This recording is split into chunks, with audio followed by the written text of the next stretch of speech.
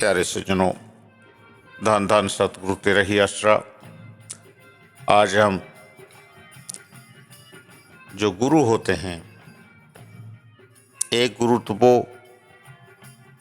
जो हमको इस दुनिया में कह गए ABC सिखाते हुए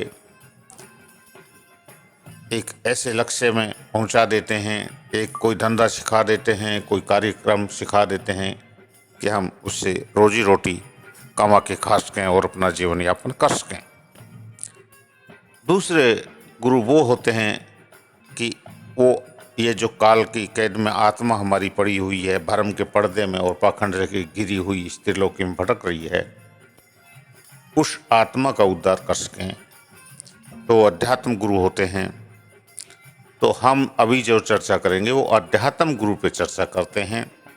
और अध्यात्म गुरु की जो महिमा है वो सभी शास्त्रों में, ग्रंथों में बहुत बड़ी की गई ही है। 3 लोक 9 खंड में गुरु से बड़ा न कोई, कर्ता करे न कर्ष के, गुरु करे सो होए। यहाँ पे हम एक साखी पे विचार करते हैं। भाई हरिदास केवल गुरु को ही मानता था और कहीं ध्यान नहीं था। वहाँ के लोग उसके खिलाफ होने शुरू हो गए। राजा ने भी हुक्म दिया कि उसकी आंखें निकाल कर खाई में धक्का दे दो। सिपाही पकड़कर खाई के पास ले गए तो हरिदास ने कहा, तुम सलाई गर्म करो, मैं उतनी देर अपने गुरु को याद कर लूं, और जब मैं याद करके सिर ऊपर करूं तो आंख निकाल लेना। सिपाहियों ने ऐसा ही किया, लेकिन उस पर दया आ गई। उन्होंने उसको मारा नहीं और जिंदा छोड़ दिया।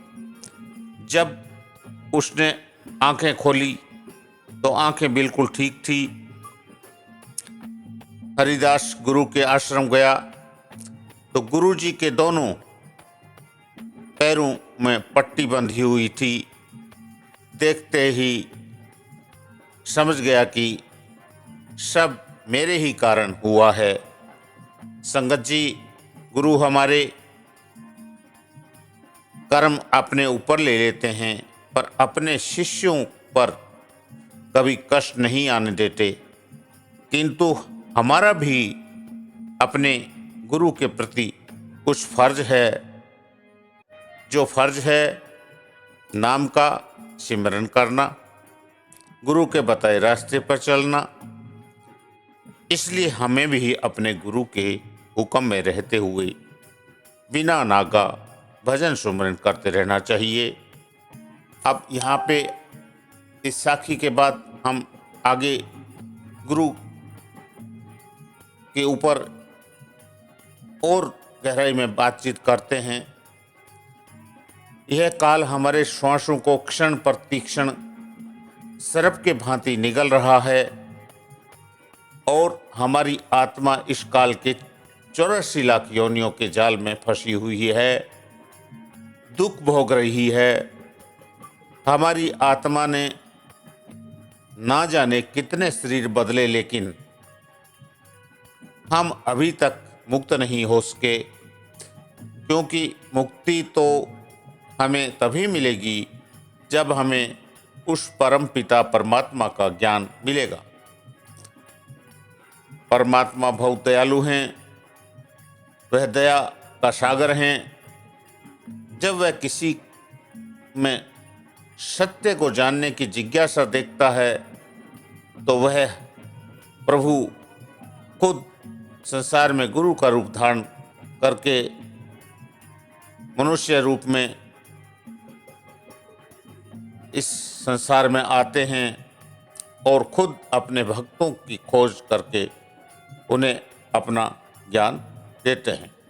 काल गुरु को देखकर ऐसे दूर भाग जाता है जैसे गरुड़ को देख करके सर्प भाग जाता है।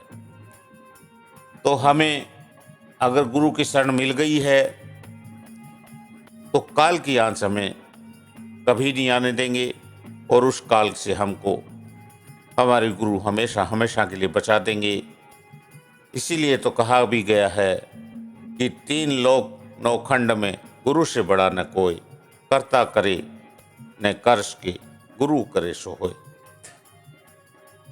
तो कर्ता चाहे कितना ही कुछ भी करे, अगर गुरु की मेहर हम पे है तो अंत समय में अपनी दया मेहर से हमको काल के आंच नहीं आने देते और काल को धमका के कहते हैं यह तो हमारा जीव है, इसकी तरफ उंगली उठाने की कोई ज़रूरत नहीं है। तो प्यारे सज्जनों, अपने गुरु मुर्शिद में पूरा विश्वास रखें, उनके बताए रास्ते पे चलें, तो हमको वो गुरु कभी समस्या नहीं आने देंगे और काल की जेल से हमको निकाल देंगे और काल की मार से हमको बचा देंगे। दान धान सतगुरु तेरा ही आसरा।